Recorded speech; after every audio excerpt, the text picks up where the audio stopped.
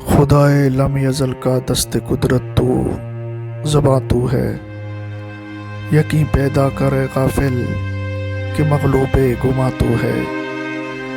پرے ہے چرخ نیلی فام سے منزل مسلماں کی، ستارے جس کی گرد راہ ہوں وہ کارواں تو ہے۔ مکاں فانی مکی آنی، ازل تیرا ابد تیرا، خدا کا آخری پیغام ہے تو، جاویداں تو ہے۔ ہنا بندے عرو سے لالا ہے خونے جگر تیرا، تیری نسبت ابراہیمی ہے معمار جہاں تو ہے۔ تیری فطرت امی ہے ممکنات زندگانی کی، جہاں کے جوہر مضمر کا گویا امتحان تو ہے۔ جہان آب و گل سے عالم جاوید کی خاطر، نبوت ساتھ جس کو لے گئی وہ ارمغاں تو ہے۔ یہ نکتہ سرگزشت ملت بیضا سے ہے پیدا، کہ اقوام زمین ایشیا کا پاسباں تو ہے۔ سبق پیڑ پر صداقت کا، عدالت کا، شجاعت کا، لیا جائے گا تجھ سے کام دنیا کی امامت کا۔ علامہ صاحب فرماتے ہیں، اے مسلمان، تو اللہ کی قدرت کا نشان اور تیرے ذریعے سے وہ دنیا والوں سے ہم کلام ہونا چاہتا ہے، یعنی اس نے تجھے اپنے کلام کا امین اور مبلغ بنایا ہے۔ تیرے پاس وہ ضابطہ حیات موجود اور محفوظ ہے جو اللہ کی مشیت کا ترجمان ہے۔ بس تو اللہ کی ہستی پر یقین کامل پیدا کر۔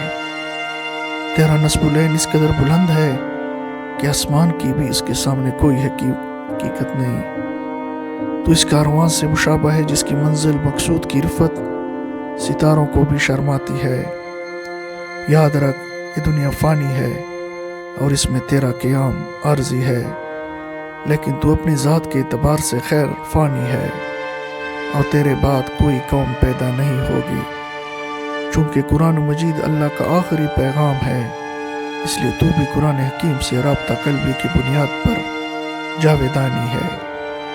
تیرے اندر عشق رسول اللہ صلی اللہ علیہ وسلم کا جو وصف پایا جاتا ہے، اس کی بدولت تیری ذات اس کائنات کی رونق کا سبب بن گئی ہے۔ تجھے حضرت ابراہیم علیہ السلام سے نسبت خصوصی حاصل ہے، اس لیے تو بھی اس دنیا کا معمار ہے۔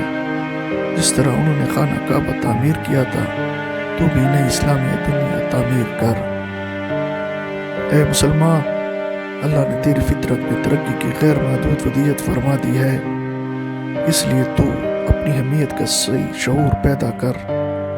اگر تو نے اپنی صحیحتوں کو برباد کر دیا تو یہ کائنات گوئے امتحان میں فیل ہو جائے گی۔